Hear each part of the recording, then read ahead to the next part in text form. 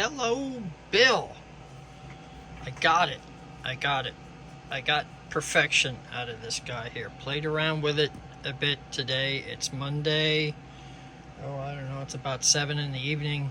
I might even start packing it tonight or get it packed up tomorrow. Been running this quite a bit. A couple things I did here. I can take off this resistor now. On the spark plug line that runs up through here, I've got a silicone covering on that now. There's no arcing at all. The only place that this line goes to is along the wood to the back of the engine where the spark plug wire clips onto it. Up here, I dug through my stuff, and I'm going to have to get more of these guys here. This spark plug boot you're supposed to use with small coils. It's got its own resistor in here. Calms down the spark. And now this is covered with this silicone boot. And you fiddle with it a little bit and it pops on. The inside conductor in here goes up against a spring, and that spring's connected to this resistor. And on the end of this resistor is a little pin-like piece that comes out, and this wire that used to clip directly onto the spark plug now slides into this little pin on the resistor. So if you would accidentally pull this out, that's okay. It's not soldered or anything. You can't get in there to solder it. It's wire is slid on to the little pin that's on that side of the resistor. Perfect.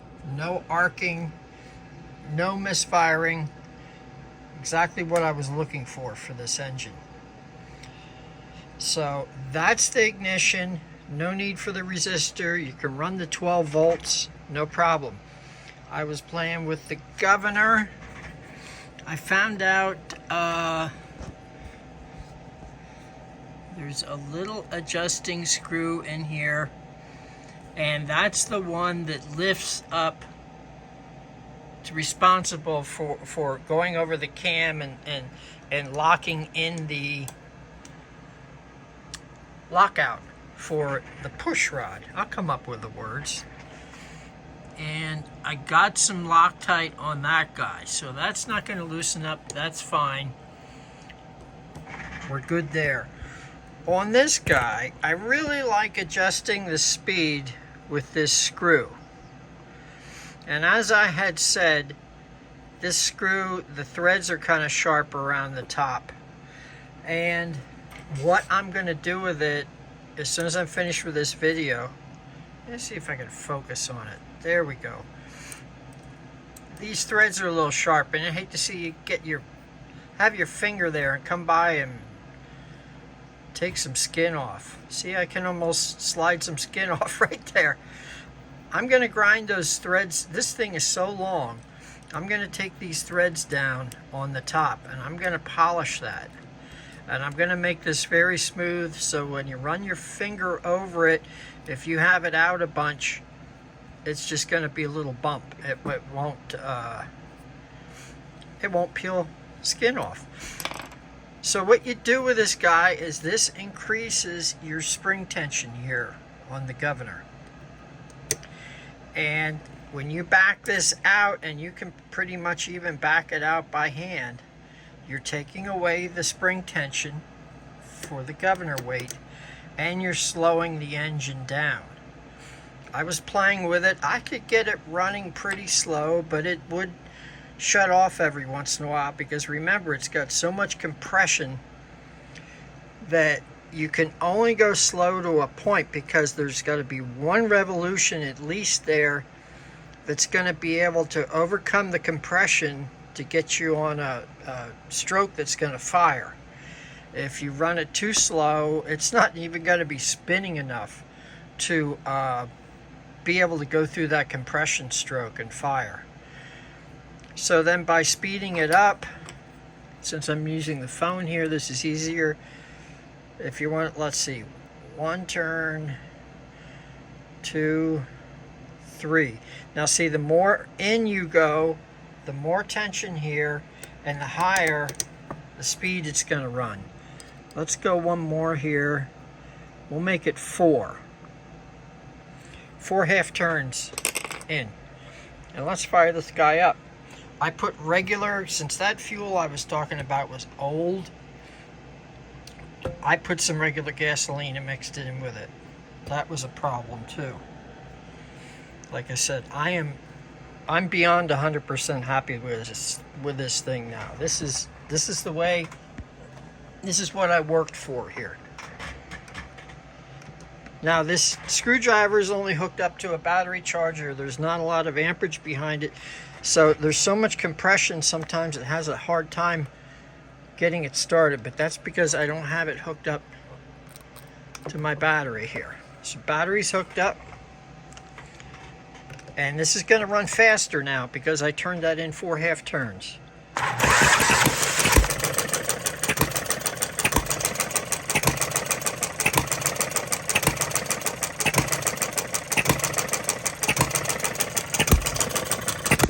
There's no arcing up here now.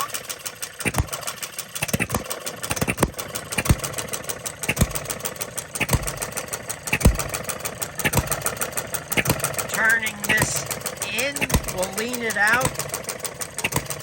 I'm going to keep turning it in here, and you'll see it'll get to a point where the engine's going to shut off.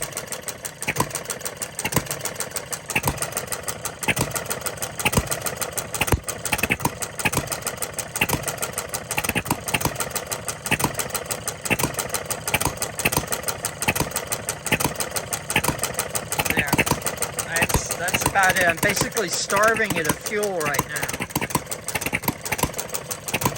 There we go.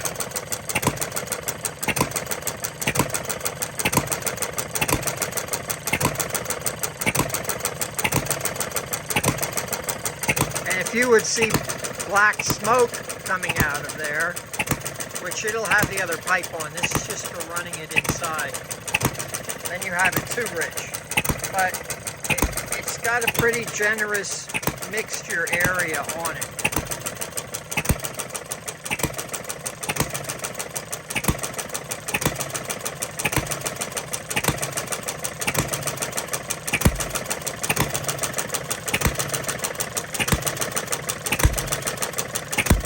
Okay, I'm gonna disconnect now.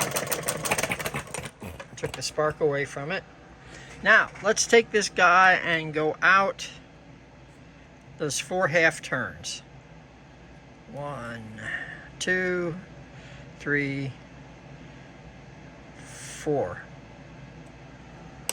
Once this thing's broken in, I'm sure you can run it even a little bit slower than this. I just put that on. Remember, it makes, depending on where the piston is and where the points are, when you hook this up, it can fire like it did there a little bit with whatever is in the combustion chamber. So let's see how slow it runs now.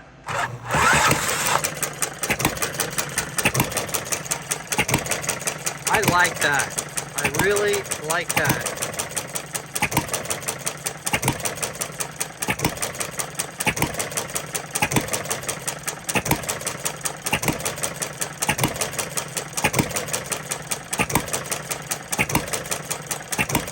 I don't think, I was gonna say, if it hiccups just the slightest bit, you don't have enough momentum here to come around and fire that one stroke. And it has to hit, it has to fire on every stroke. And once this thing's been run for a while and broken in, I'm sure you won't get these hiccups every once in a while. But that's about as slow. Here, I'll tell you what, let's try this. We have extra time in the video. Let's go out even one more half turn. But it's going to get to the point where it's not going to have enough momentum to make that fire stroke.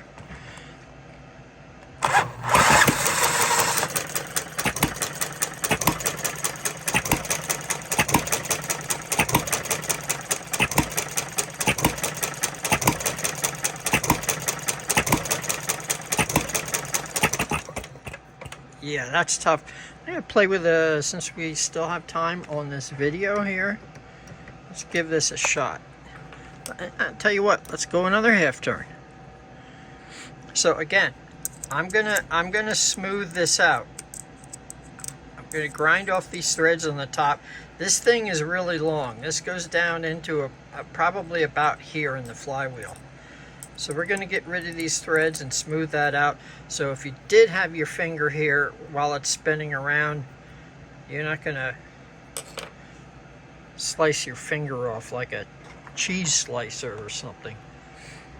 Let's see what we got here now. It's kind of a hard time running. I'm going to go right for the mixture. See if I can play with the mixture and keep it going at this slow speed.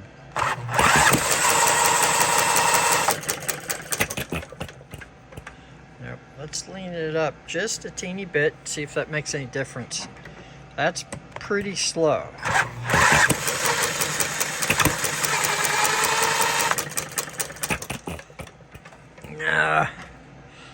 That's pretty slow for it. So, half turn. Take us back where we were, I think.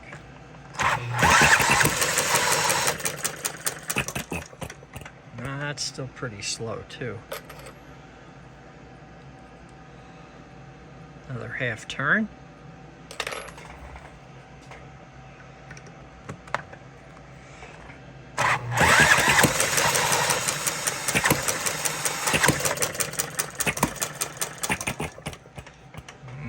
Let's go another half turn. I forgot how far I had it out. Oh yeah, and I turned that out a little bit too. Let's set that back where it was.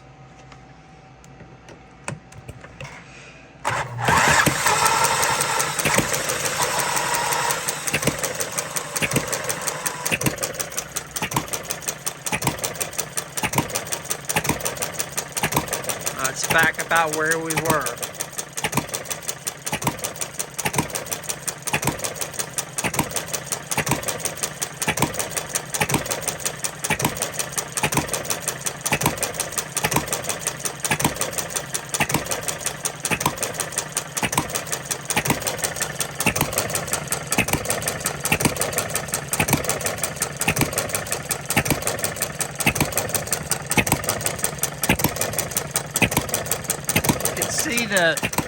When you look at the fuel line, you can see the fuel coming in every time it sucks out a little bit because there's a one-way valve in it, the bottom of the fuel tank.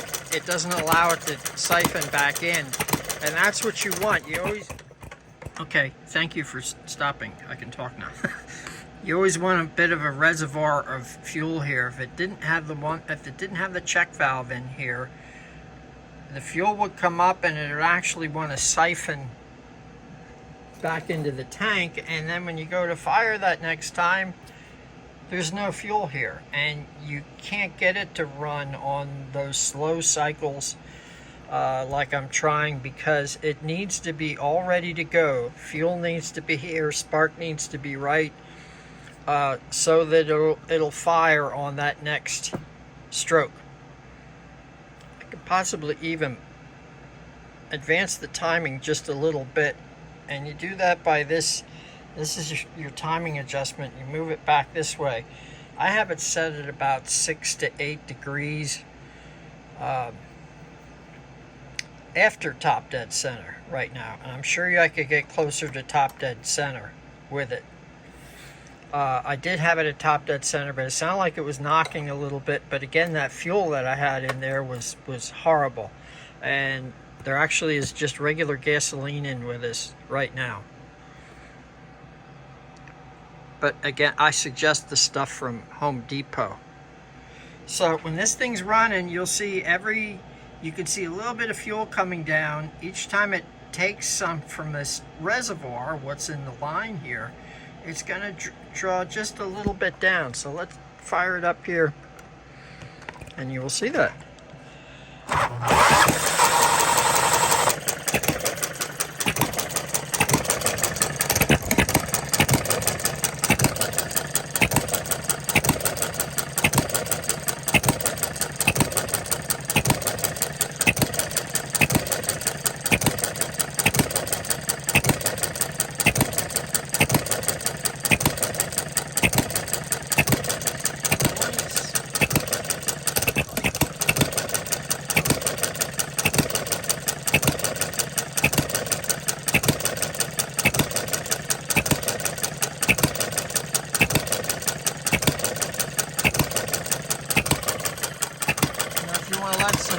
oil down into the cylinder every once in a while.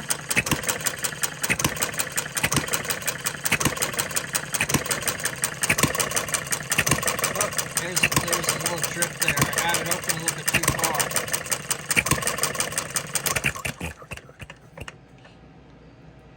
Here, let's speed it up 1/2 turn. You will find the ideal speed for this. There was pretty much oil loaded up inside the cylinder before from that old gas that had a lot of the gas itself. Well, I need that to start it. Let's see what we got now.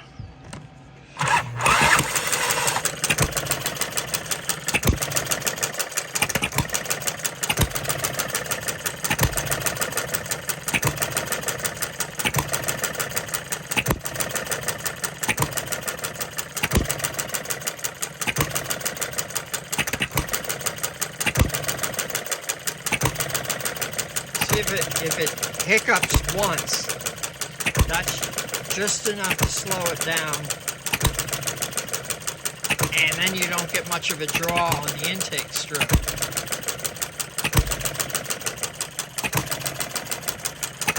Really, it just needs to be run. Those rings are still breaking in.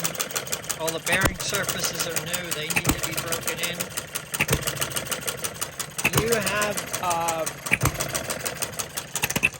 You have this that I sent you with the grease in it. Let's disconnect the battery and end the video here. There's a hole here where I hold that against tightly. That's to grease the rod. You've got holes here. I'll grease it up for you, and you can see the grease squeezing out on the corner. And the other part you want to get is the wrist pin on the piston up at the end. Can I do that? Yeah. Wrist pin goes across up here. There's no hole in the piston to let any oil come down in here, so you're going to have to manually, every so often, throw a little oil up in there and just let it run out. It's fine. It won't hurt anything. If points need cleaning, you can just use some regular, even some regular paper will clean the points. Some regular printer paper. Open those up, put it in there, slide it, if it gets any dirt or dust or anything in here, that's going to cause a misfire problem. I can't think of anything else. It's just warm. It's been running quite a bit. I'm going to run it a bunch more. 1853 on this video. It's not plugged in. Let's turn that out a little bit. Yeah, so as soon as I'm finished here, I'm taking this out and I'm going to smooth that off for you.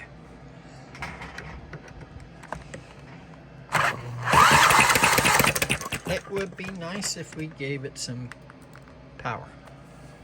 There we go. I'm going to play around with the mixture a little bit. I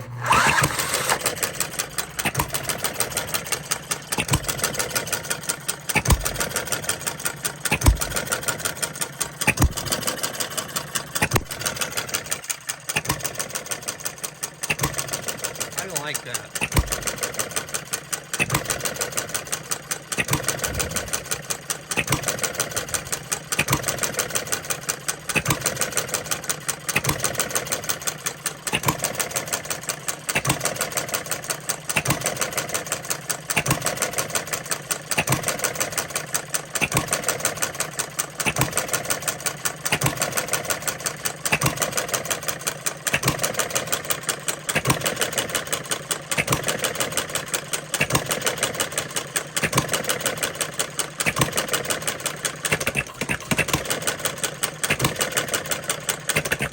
Almost there. It almost. Okay, we're at 20 minutes. I gotta speed it up just a little bit more. See what it does. That's flush with the top. There now. That's the way I had it before when I originally started running it.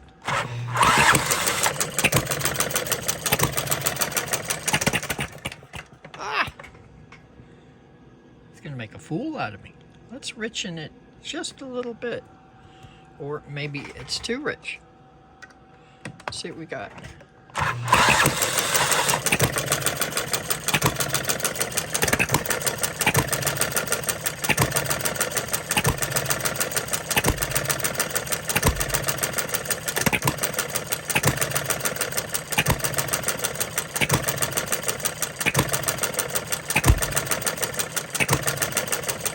Yeah, you want a nice strong pop out of it. Then you know the mixture's correct.